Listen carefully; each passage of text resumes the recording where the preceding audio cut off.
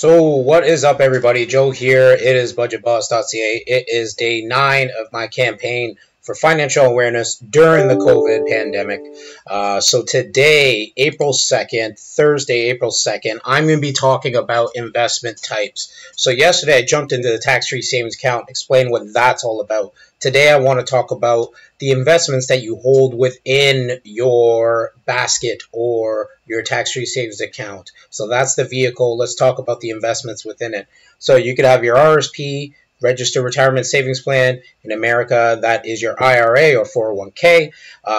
For people who are in Canada, that is the RRSP, or you could have a group RRSP plan. You could have a tax-free savings account, or in America, that's your Roth IRA. So I want to talk about the investments you can hold within them. So that's the goal today. First things first, though, let's do a market update and see where we're standing in terms of the market. Today, a little mixed bag, small percentage gains for everything across the board. NASDAQ, S&P, and Dow Jones all up modestly. And the TSX in Toronto, it has a good amount of growth today, about 110 points on the TSX so far.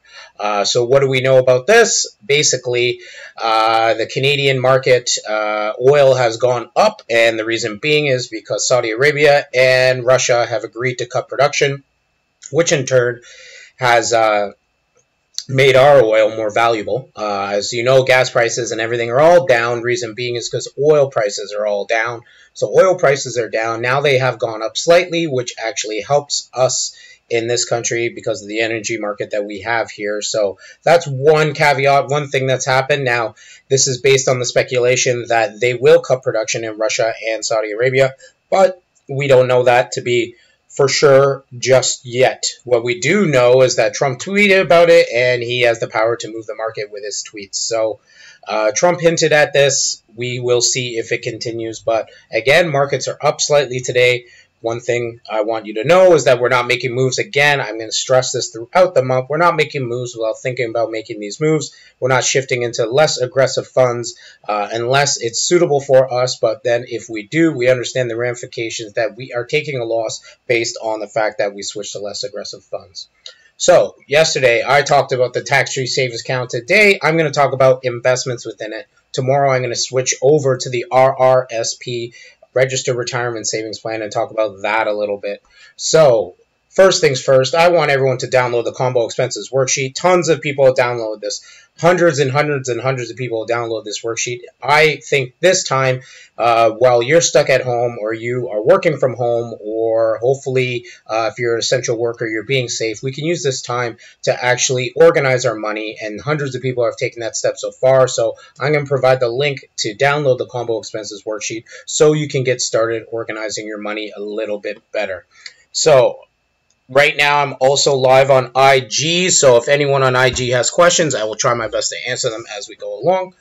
First things first, let's talk about markets. So we're all pretty much familiar what a stock is, but I want to talk about that first. What is a stock? So a stock basically is a share or equity. It's a type of security that signifies proportionate ownership in an issuing corporation. So for instance, when you buy a stock, what you do is you buy a piece of a company. So for instance, Facebook sells shares of its stock.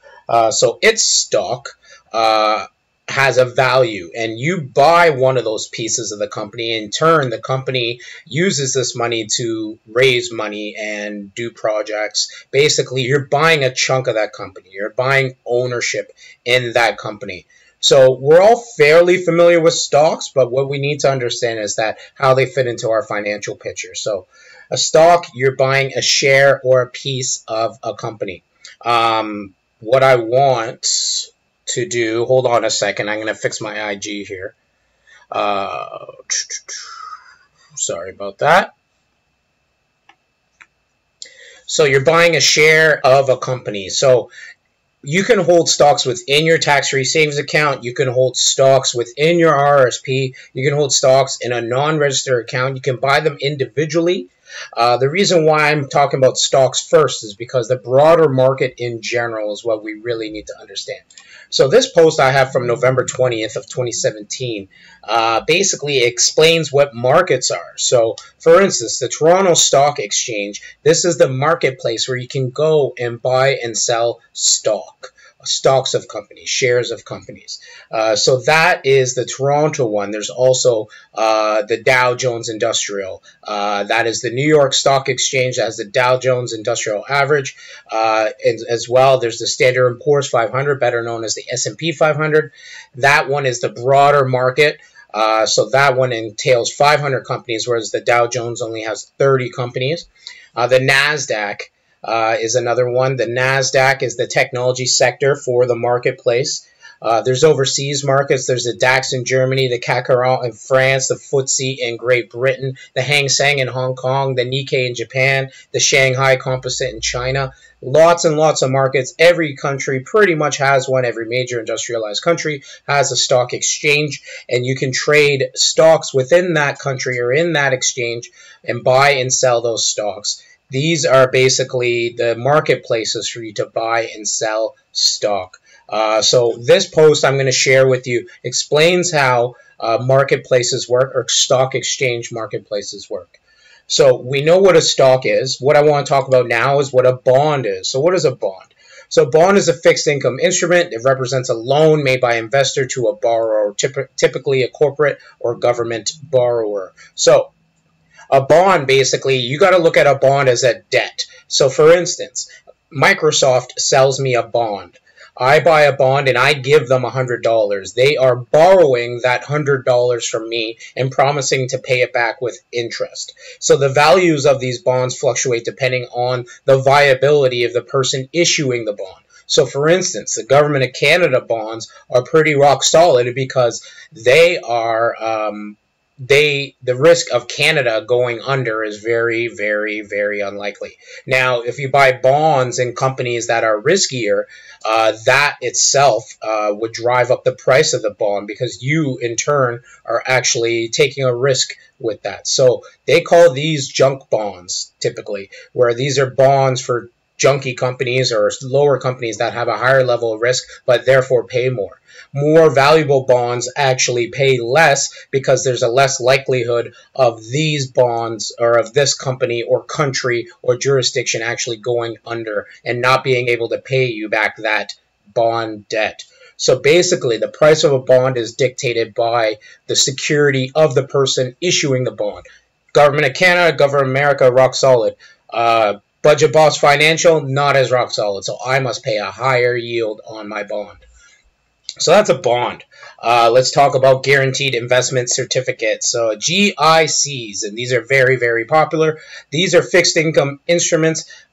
Basically, you give your money and you're promised back over a duration of time an interest rate that pays out at the end of it. So the guaranteed investment certificate. So a GIC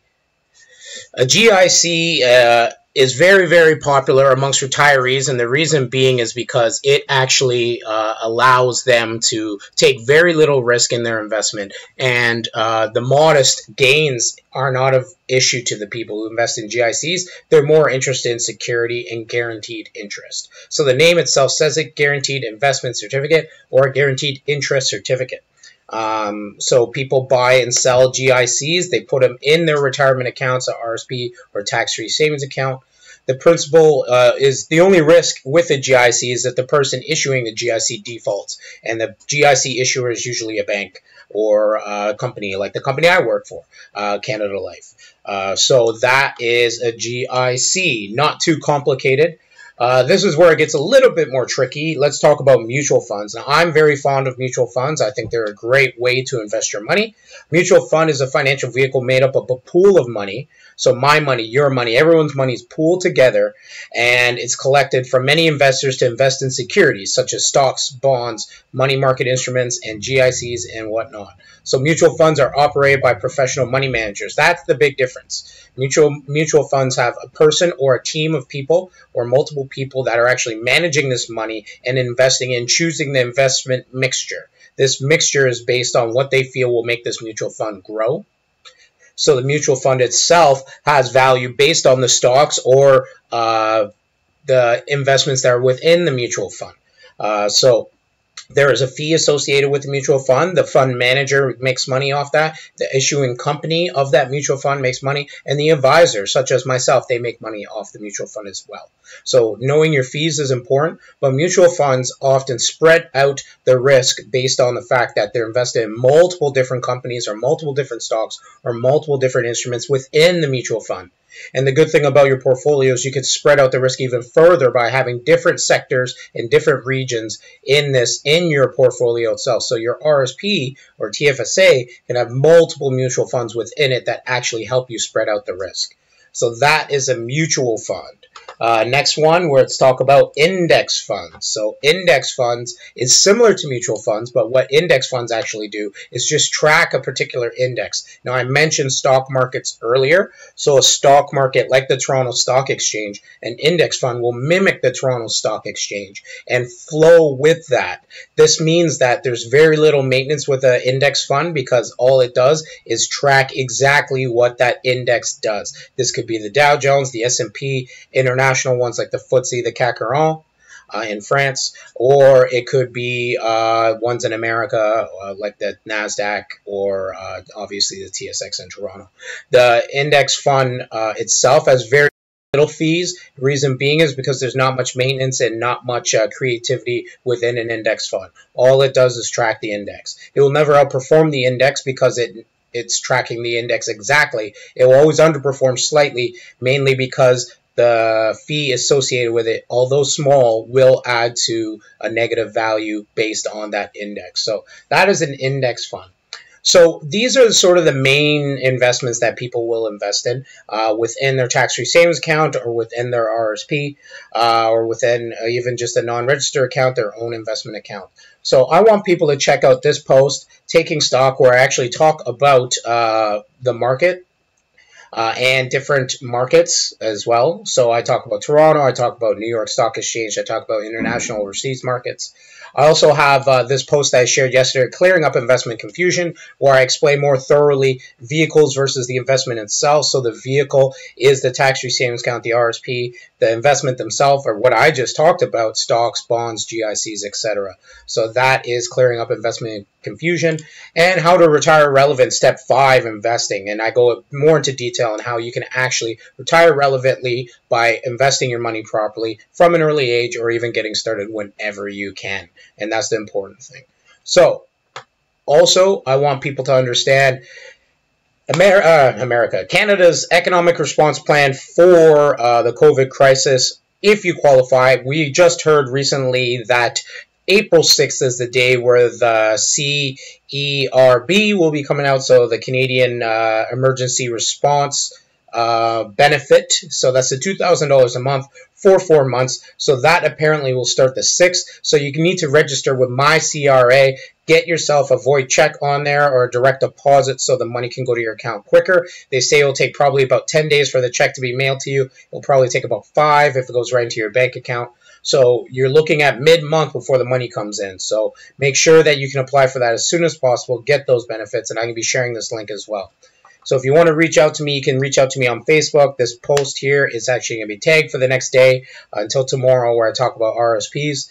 All the posts actually during this campaign are going to be found on YouTube, and I have every video from that here, so it's the library of videos. You can find me on Twitter. It'll be tagged there as well, and of course on Instagram. If you want to reach out to me directly or join the email list, you can go on my contact on the website, budgetboss.ca/contact. You can even book an appointment with me if you want to discuss your investments or insurance or financial planning in general. It's a great time to start thinking about that stuff because we have a lot of time on our hands. And of course, again, I mentioned already, download the combo expenses worksheet. So let's do a quick market update as we are about to leave. Everything's in the positive today. Let's hope it stays that way. We are looking at slight gains over the course of the last week. We did have a loss day yesterday. So what I want people to understand is that these markets are going to be in flux over the course of the next few months. So we want to make sure that we're not making drastic moves.